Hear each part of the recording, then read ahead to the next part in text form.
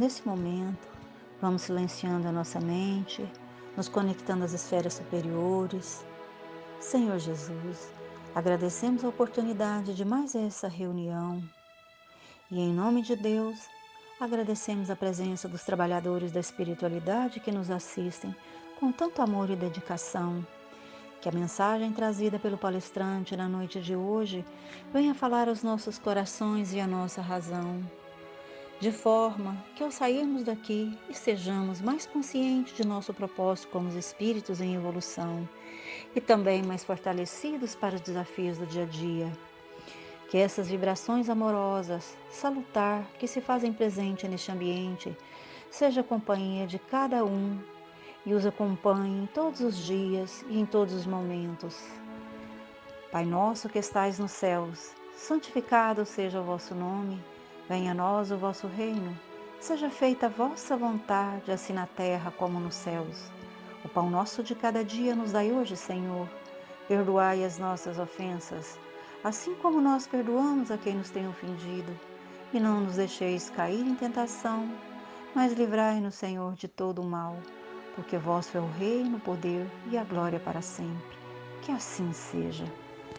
Esse tema eu qualifico como o nosso exercício diário a partir do momento em que nós nascemos.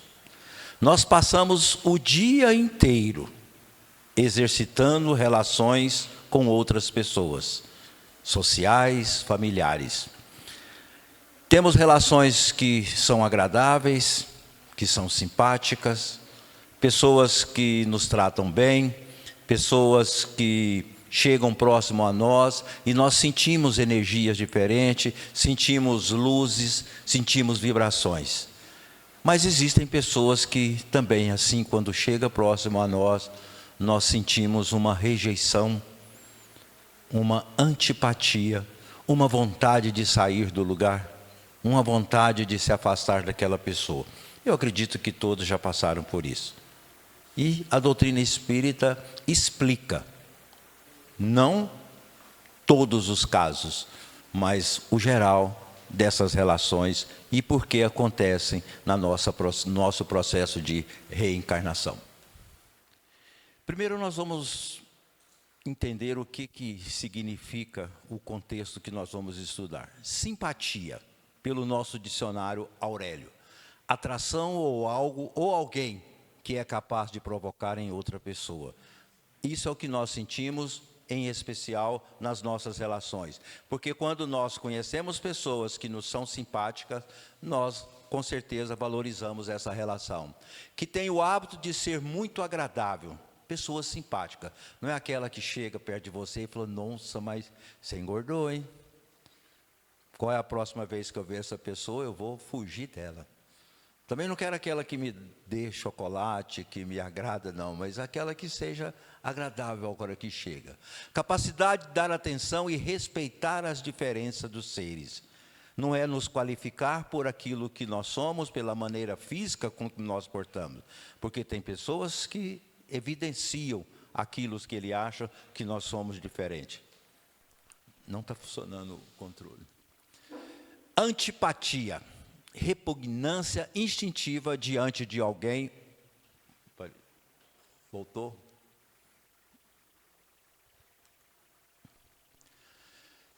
Coisa ou alguma coisa. Aversão, repulsa, falta de compatibilidade, de harmonia, de concordância, incompatibilidade de opiniões e de outras coisas. E o último, repulsão natural entre organismo e pessoa. Então, esses são os dois cenários das nossas relações que nós vamos abordar. O primeiro que eu vou apresentar é na nossa relação familiar, que também tem esse exercício direto nas nossas práticas. Consanguinidade são o nosso parentesco. Somos oriundos de casais, que nós chamamos de pais, que ao se relacionarem nos geraram para que nós tivéssemos a nossa oportunidade de vida reencarnatória. A consanguinidade apenas aproxima espírito. O que diz? Apenas. Ele não coloca necessariamente todos os espíritos dentro de um mesmo lar para que eles possam se relacionar. Ele aproxima. A gestão da relação vai caber a cada um dos seus participantes. No contexto familiar, para evolução e reforma recíproca, ou seja, ambas as partes têm que se ajustarem. Nós conhecemos, isso eu tenho na minha família, parentescos, irmãos com irmãs que não se dão. Foram colocados diante do mesmo teto, debaixo do mesmo teto, na mesma relação, mas não têm essa afinidade para ter essa relação íntima recíproca. Podem ser espíritos simpáticos, que assumem o papel de auxílio mútuo, que ampara. Conhecemos também irmãos que sempre estão próximos um do outro, que se ajudam, que até antecipam com possibilidade de problema, que a gente chama de proatividade, para que o outro não sofra, que não tenha nenhuma consequência. Também é possível que sejam almas endividadas umas com as outras, e que necessitam de uma convivência mútua para que eles possam realmente ter o exercício do perdão. As duas espécies de família, a espécie de laços espirituais, que é a que perdura, porque dentro de um processo de reencarnação, nós vamos nos ajustando, nós vamos mantendo a nossa parentela, para que nesse exercício existencial nós possamos depurar aquilo que somos. Essa relação espiritual, ela é duradoura, fortifica-se pela purificação da alma. E a outra, a segunda, ela extingue-se com o tempo. São aquelas relações que ao desencarnarmos, o nosso corpo falecer, acaba-se uma relação. E tem algumas que são até alívio, não? Quando alguém desencarna. Há uns 7, 8 meses atrás, encontrei com uma colega antiga, na época de banco, e achei ela bem diferente, ela estava bem iluminada, alegre. Eu falei, você está bem diferente, o que aconteceu? Ela falou, agora eu vivo a minha essência, eu vivo a minha vida. E eu falei, como assim? Não entendi, você vivia a vida de quem? Ela falou, olha, eu fiquei 25 anos vivendo a vida do meu marido. Eu era uma pessoa extremamente extrovertida, uma pessoa alegre, participativa. Eu era presidente do comitê da nossa formatura. Ele fez com que eu abandonasse e, posteriormente, até que eu saísse da faculdade, que esposa dele não trabalha, que eu ia gastar dinheiro à toa. E até minhas roupas, eu usava a roupa que ele queria que eu usasse. E agora, graças a Deus, ele se foi. Ele morreu. E eu estou voltando a ser aquilo que era. Está difícil, mas eu vou conseguir recuperar um pouco, porque 20 e tantos anos sendo subjugado, não é uma coisa fácil. E ela aceitou essas regras, e agora ela estava livre. E essa extinguiu-se com a relação física. Olha o que nos ensina a doutrina espírita. A alma volta à carne para nela submeter-se à lei da necessidade de apuração e depuração do nosso espírito. Por isso que temos dificuldades nas nossas relações, muitas vezes dentro da família como fora. Porque eu tenho um desejo, eu gosto, eu tenho uma afinidade com algo, e algumas vezes outros familiares que convivem debaixo do mesmo teto não comungam comigo aquilo que eu gosto. O espírito tem que escolher o meio onde vai renascer, mas essa escolha é limitada. Por que é limitada? Porque avalia-se a capacidade resolutiva das escolhas que ele faz. Se ele escolher uma prova muito pesada para ele, os espíritos superiores não autorizam que ele se submeta a isso, porque ele pode piorar um pouco a sua condição e a sua relação. Olha o que nós escolhemos quando estamos preparando para voltar. As dívidas morais, as aflições, méritos e deméritos, a raça, a nação, a família, os espíritos terrestres que havíamos amado, nos atraem. Então nós avaliamos todo o nosso contexto anterior, de reencarnações anteriores, olhamos a soma da nossa capacidade reencarnatória, ou seja, avaliamos qual que será a nossa bagagem, e aí estabelecemos nossos laços. E esses laços de filiações de aliança antiga, nos aproxima daqueles que nós já amamos em outras vidas. Mas olha o que nos alerta a doutrina: o ódio também nos aproxima dos inimigos de outrora. Então, muitas vezes, nós não podemos lamentar e ficar culpando Deus pelas nossas dificuldades de relação. Porque se eu venho para um exercício, e esse exercício de depuração está dentro do meu lar, é porque é uma dádiva divina para que eu possa melhorar. Por quê? Porque o amor dentro de uma família deve ser a base das relações. Por mais que nós tenhamos diferença dentro do lar, o lar é aquele que foi preparado para receber os espíritos que vêm. É o lar que vai ter um amor naturalmente, sem classificação, sem julgamento. É aquela criança que é esperada com muito amor, com muita paixão pela sua chegada, e ela vai ser cercada por esse amor. Agora, dentro do pensamento dos pais, para nós entendermos, acredito que quem já passou por maternidade e paternidade sabe muito bem o que nós vamos abordar agora. Porque pais bons e virtuosos geram às vezes filhos de natureza perversa. Quantas vezes vimos, nossa, aquele casal é maravilhoso, mas o filho desanda. O filho só apronta, o filho parece que não nasceu da comunhão dos dois. Nasceu fisicamente, mas espiritualmente não. Nós não geramos o espírito. Apesar de educar dentro do mesmo contexto familiar, de passarmos as nossas experiências, nosso caráter, a nossa personalidade, aquele espírito é um espírito formatado para vivenciar as suas dificuldades e a sua realidade. Não que os pais, por os pais serem bons e virtuosos, como diz o texto, não quer dizer que isso vai ser passado para o outro. Dizendo com boas qualidades, que nem sempre atrai por simpatia aquele filho. Um bom espírito para animar o filho. Olha o que responderam os espíritos. Um espírito mau pode pedir pais bons, porque ele quer se redimir. Ele quer mudar o seu jeito de ser. Quando estamos na erraticidade, no mundo espiritual, nós avaliamos o que fomos, o que fizemos e como somos. E de repente oramos a Deus pedindo para que nessa próxima oportunidade eu vá para um lugar onde eu não seja maltratado, eu não seja abandonado e que eu tenha o amor dos pais e não simplesmente a rejeição, como talvez eu tenha tido em outras oportunidades reencarnatórias. E o que acontece? Esperança que seus conselhos orientem e o caminho melhor. E muitas vezes Deus lhe concede isso. Confiando em quem? Nos pais bons e virtuosos, que vão fortalecer o caráter e a personalidade daquele espírito que está tendo uma nova oportunidade para caminhar dentro da ética, da moral e de um comportamento ético-social. Os pais podem, por seus pensamentos e prece, atrair o corpo de um filho, um espírito bem, em preferência a um espírito inferior. Aqui que nós falamos da maternidade. O processo, quando está o pai e a mãe grávidos, eu acredito, se eles tiverem religião, eles vão colocar a mão na barriga e vão fazer o quê? Uma prece. Senhor, que essa criança venha saudável, que essa criança seja calma, que essa criança venha trazer alegria para essa casa, que é normal, não tem nada errado nisso. Mas nós vamos vibrar positivamente para que aquela criança seja exatamente um presente que Deus esteja nos enviando. Não é natural? Mas olha o que diz. Não.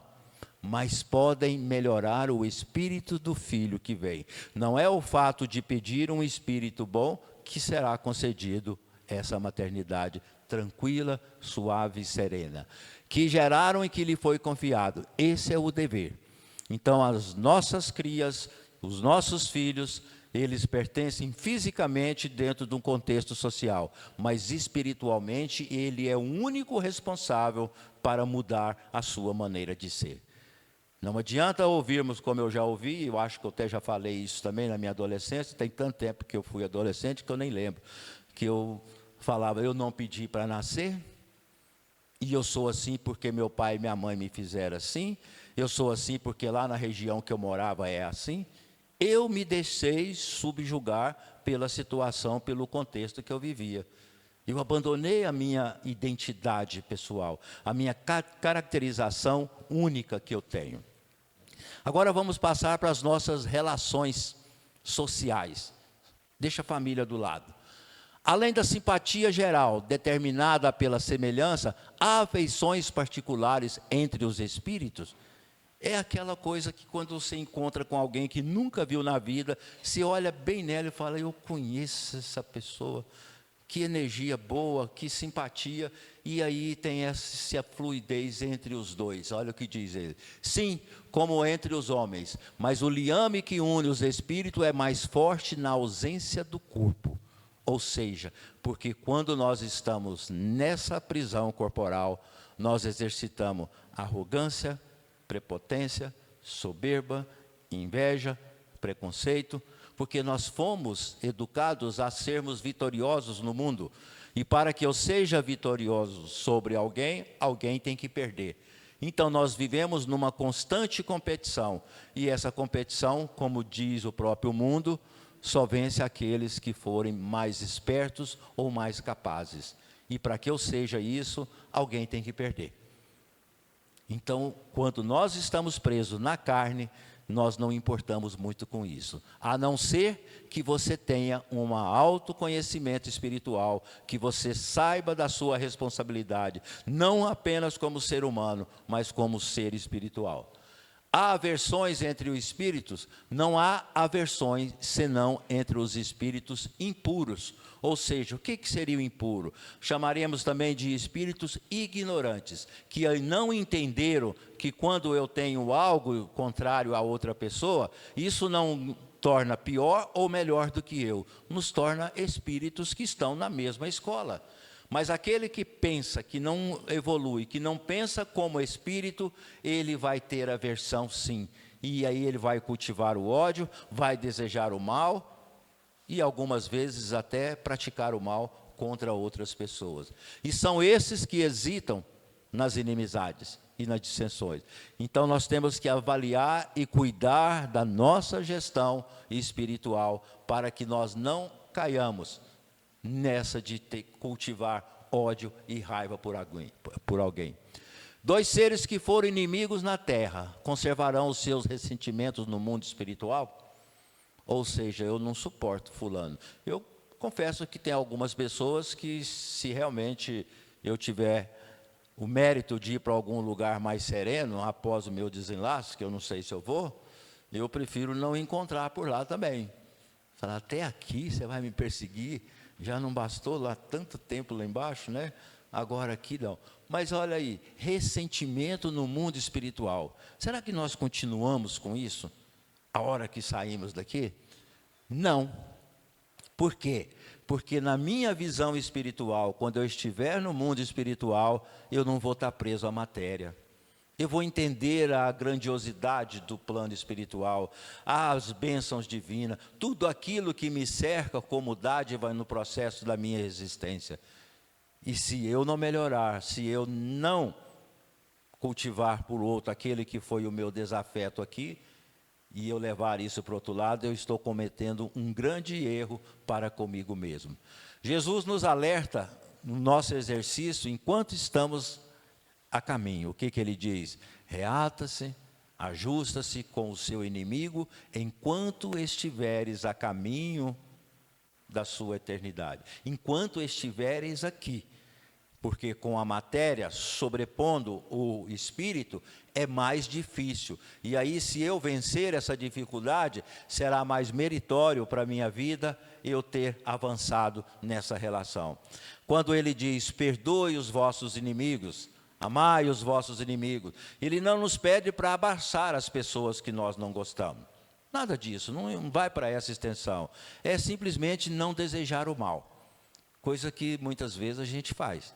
Se a gente percebe alguém que nós não gostamos andando na rua e vai correr para atravessar uma rua, o que a gente pensa? Por que não tropeça e cai, né? Merece. A gente tem esse hábito de muitas vezes querer ver o mal punindo o outro, nosso chamado inimigo, mas não pelas nossas mãos, pela casualidade e pelo mundo. Apenas os espíritos imperfeitos conservam uma espécie de animosidade até que se purifique. Então não é uma regra geral de que lá vai ser todo mundo anjo e santo. Não existe isso. Quando eu desencarnar, eu vou continuar com o meu corpo normal, o meu perispírito normal, vou continuar com as minhas características normais, não vai nascer asa, não vai criar nada diferente em mim. Vou continuar sendo o mesmo Cleomar, com as minhas dificuldades, do jeito que eu sou aqui agora, só que livre da matéria. E aí eu não preciso competir com ninguém. Eu não tenho que desejar nada, não tenho que conquistar nada mais, a não ser a minha própria evolução. Procurar, através do saber, das informações, a minha liberdade existencial. Porque o conhecimento liberta. Por isso Jesus nos disse: eis que vos enviarei o Consolador prometido, e ele vos ensinará todas as coisas. Qual é o Consolador prometido? É aquilo que o Fábio estava mostrando aqui. A revelação da doutrina espírita, que é essa comunicabilidade entre matéria e espírito, que nos ensina a viver, que nos faz corresponsáveis pela construção de um mundo melhor, mas em especial possibilita a nossa melhoria espiritual e não apenas nos incentiva à competição. Se não houver antipatia entre eles, o motivo da dissensão não mais existindo, pode reverter-se em prazer. Se os dois perceberem o quanto se degladiaram num processo reencarnatório e lá se encontrarem, com certeza vão entender que a oportunidade de conviver com amizade é melhor. A lembrança das más ações que dois homens cometeram um com o outro é obstáculo à sua simpatia? Sim, ela os leva a se distanciarem. Todas as vezes que enfrentamos desafios e envolve pessoas, caso nós percamos a contenda, nós vamos estar criando um inimigo na nossa mente. Vamos evitar, não vamos querer relacionar, vamos manter distanciamento, porque todo o enfrentamento tem que ter vitorioso e derrotado aqui na Terra. Porque a nossa subjugação, a matéria, a nosso ser animal, ela acaba sobrepondo ao nosso entendimento espiritual. Quando Jesus fala que somos luzes e que somos deuses, ele nos convida a nos enxergarmos como espírito, não apenas como matéria. Mas é difícil isso. Não é um exercício fácil. Eu estou aqui falando, parece que eu faço tudo isso. Não faço. Não é uma coisa, mas é o exercício. Pelo menos a consciência de buscar da essência ao espírito e não deixar que o mundo nos escravize, é o que a gente tenta fazer. Não é uma coisa fácil. Um versículo que nos lembra qual que é nosso papel no mundo. Amar a Deus sobre todas as coisas. O que são coisas? Celular, roupa, carro, posses, tudo material. Quem manda na nossa vida? As coisas. Quem nos sugestionam? Todos os dias, em todo momento. Abre, liga o celular, eles leem o nosso pensamento. Eu estou mexendo com construção, de vez em quando eu consulto algo sobre algum material, não passa 30 segundos, eu recebo centenas de ofertas. E eu fico olhando, quem viu eu olhando, né? Eles veem. O que eles nos oferecem? Coisas. Nós somos resistentes? Algumas vezes, outras não. Tem coisas que nós nem sabíamos que existiam. Mas na hora que nós lemos as características, o que ele faz, o que deixa de fazer, a pergunta interior vai lá no fundo e diz: como que eu vivi sem isso até hoje? Nossa, eu quero isso. Pronto, já estou eu me submetendo a coisas. E assim é a nossa vida. Estamos submetendo sempre.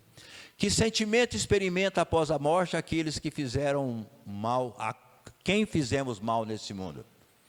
Se são bons, perdoam, de acordo com o vosso arrependimento.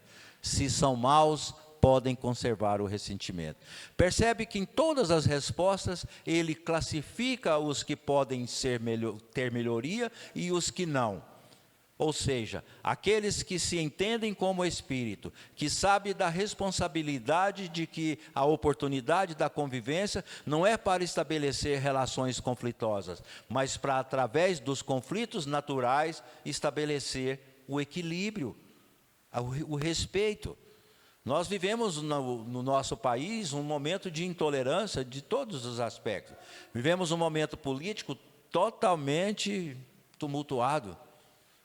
E guerra de tudo quanto é lado. Hoje a gente classifica quem são os nossos inimigos. Quem é de direita, quem são os inimigos? O de esquerda. Quem é de esquerda, quem são os inimigos? O de direita. Então você fala, ele é simpático? Antes de você falar se é ou não, o que a gente pergunta?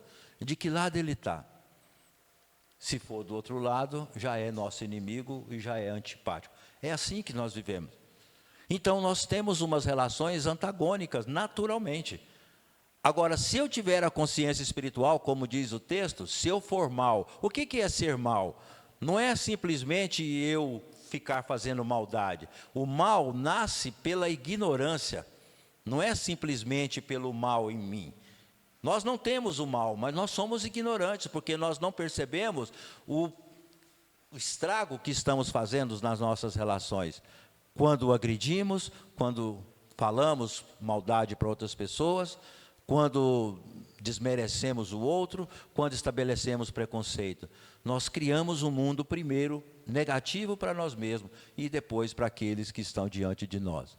Se são maus, podem conservar o ressentimento e por vezes vão nos perseguir até em outra encarnação. E olha o que diz o texto: Deus pode permiti-lo como castigo. Aí fala, mas Deus não castiga. O castigo é a forma de dizer para que você reexercite a sua convivência, o seu perdão, e que você avalie quais são as características que você tem que seguir. Como acredito todos vocês estão nessa casa, são cristãos. E Jesus ensina o que no cristianismo?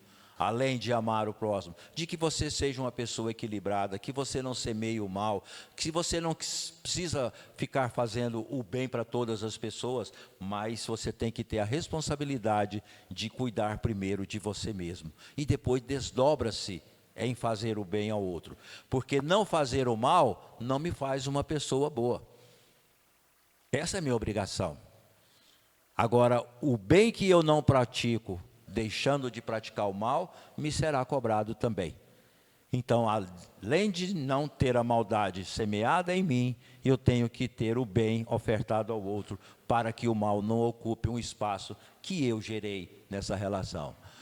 As almas que devem unir-se estão predestinadas a essa união desde a sua origem, e cada um de nós tem em alguma parte do universo a sua metade, a qual um dia se unirá fatalmente. Essa aqui é muito romanceada, né? Essa expressão. Nossa, eu preciso achar a minha metade, achar a tampa da minha panela, achar a metade da laranja, achar não sei o quê. Não é assim que fala? Olha o que diz. Não existe união particular fatal entre duas almas. Nós não vamos achar alguém que vai nos completar. Senão nós não teríamos a nossa individualidade gerada por Deus. Deus não criaria metade de um ser e falasse assim, seria um jogo muito cruel, não?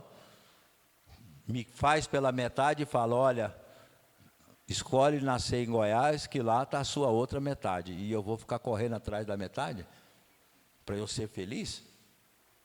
Então ninguém completa a vida do outro. O verbo é outro. Nós complementamos a relação amorosa com o outro, levando aquilo que temos de bom e que temos de ruim. Mas completar não, o outro é completo.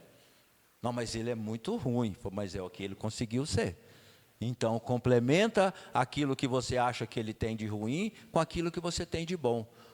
E vê se você tem moeda para trocar. De repente eu só tenho coisa ruim também para oferecer, aí o trem vai ficar pior, né? A união existe entre todos os espíritos que têm o quê? Afinidade. Simpatia significa afinidade. Você gosta de música? Gosto. Afinidade. Que música que você gosta? Eu gosto de sertanejo, eu gosto de afinidades. E isso faz com que as pessoas se aproximam. Então, a metade da nossa vida não está resumida em uma só pessoa. Ela está no universo que nos segue, em todos os espíritos à nossa volta. Então, não vem ninguém predestinado, carimbado, igual quando a gente compra na internet, tem lá o código de rastreamento.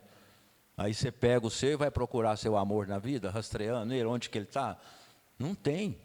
Você vai conviver com as pessoas e vai estabelecer as suas relações. Da discórdia nascem todos os males humanos. Da concórdia resulta a felicidade completa. Então, na realidade, eu não preciso concordar com tudo que o outro que eu acho que está convivendo comigo tem para me favorecer. Eu tenho que ter autenticidade. E eu não posso me subjugar, como o caso que eu mencionei anteriormente. Eu abrir mão da minha identidade crítica, do meu espírito, para deixar que outro governe e seja gestor da minha vida. Em que sentido se deve entender a palavra metade, de que certos espíritos se servem para designar espírito simpático? É a complementação, não é a completude, não é um completando o outro, é complementando.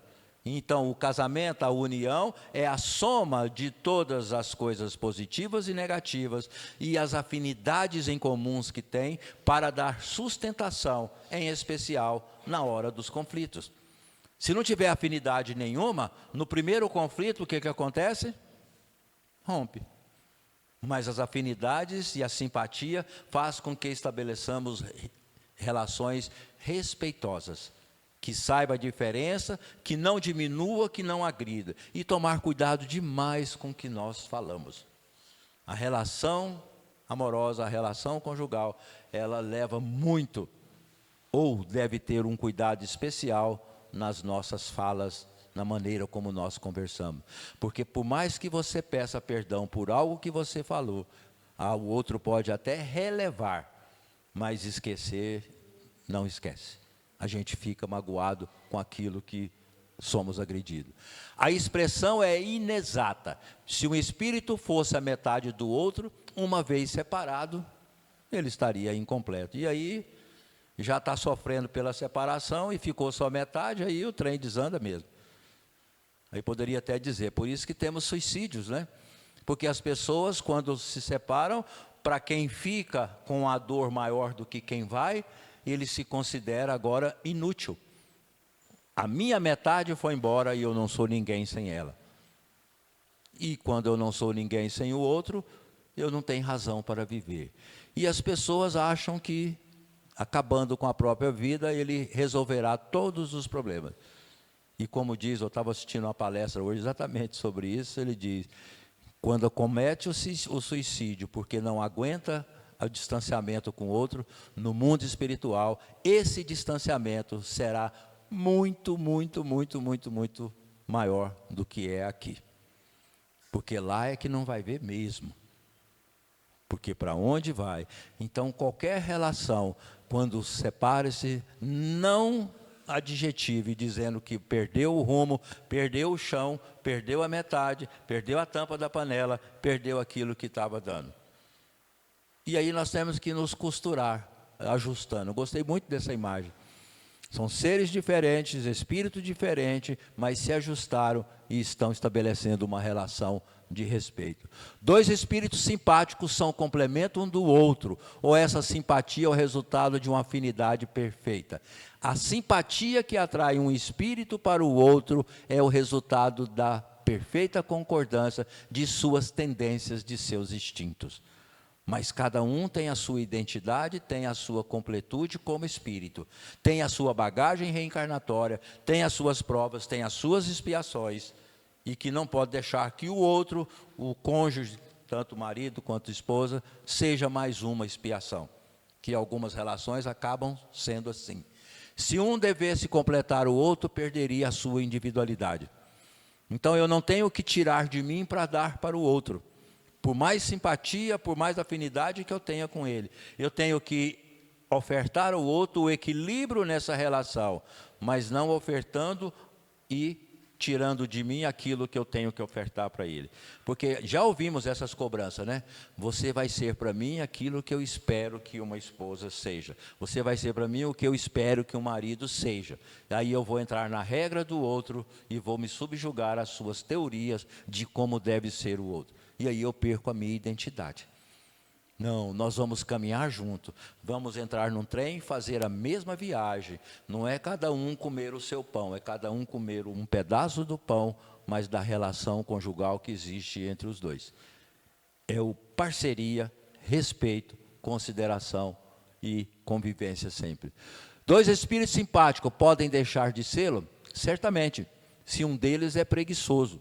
Se ele desiste, se ele acha que já assumiu, que já conseguiu ser tudo o que ele queria ser, ele vai desistir da relação. Aí o outro vai trabalhar sozinho para estabelecer equilíbrio, harmonia, não. Um exemplo que a gente faz muito, eu faço em casa, é dividir as nossas tarefas. A sua parte é essa, mas nada de ficar em cima, massacrando, cobrando. Sabemos da responsabilidade que temos. E tentar facilitar o outro não é simplesmente ofertar aquilo que você, ao outro, aquilo que você não queira. É parceria. Nós estamos juntos para termos harmonia em casa e que as crianças que habitam o lar sejam também espíritos que possam evoluir. Eu me converti à doutrina espírita já com 45 anos. Evangélico muitos anos, fui pastor da igreja metodista.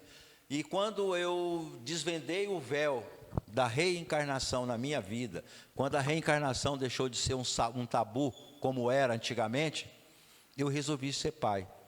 E fui pai novamente com 54 anos, para eu entender o que é a reencarnação. Hoje o meu filho está com 17 anos.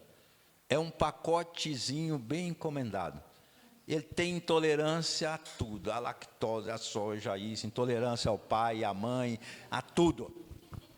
Não gosta de comer nada, não come, só mal faz a refeição.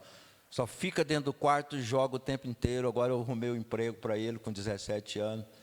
E a gente, os dois, eu e ela, vamos conduzindo esse serzinho para que ele crie a sua própria identidade.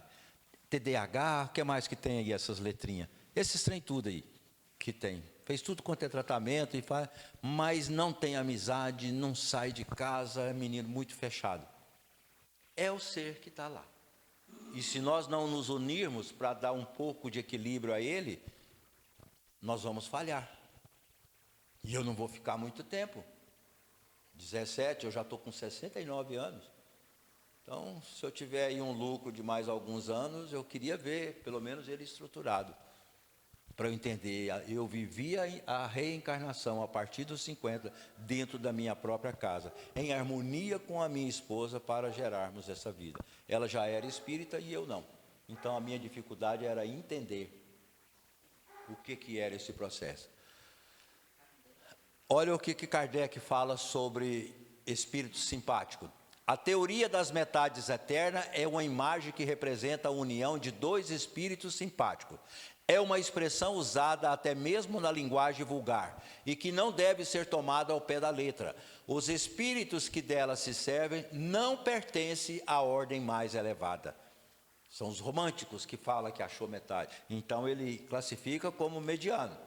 É necessário rejeitar essa ideia de que dois espíritos criados um para o outro devem um dia fatalmente reunir-se na eternidade, após terem permanecido separados durante um lapso de tempo mais ou menos longe. Então não existe essa afinidade total de que fulano vai ser de ciclano qualquer dia desse. Nós podemos nos encontrar, nos convivermos, mas jamais ele foi feito para me servir. E essa expressão é muito grande, né? Deus me mandou exatamente, Deus reservou você para mim, estava guardado, outros tentaram levar, ninguém conseguiu e Deus te deu para mim, então você tem que ser minha, ou você tem que ser meu, e tem que viver do jeito que eu quero. Então nós temos que tomar muito cuidado. Então esse foi o estudo da noite, relações simpáticas e antipáticas. Espero ter contribuído para elucidar.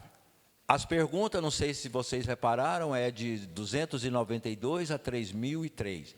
Se quiserem estudar essas perguntas, vale a pena reler e ter o seu próprio entendimento, porque isso vai estabelecer para cada um que ainda tem dúvida a sua possibilidade de ser feliz.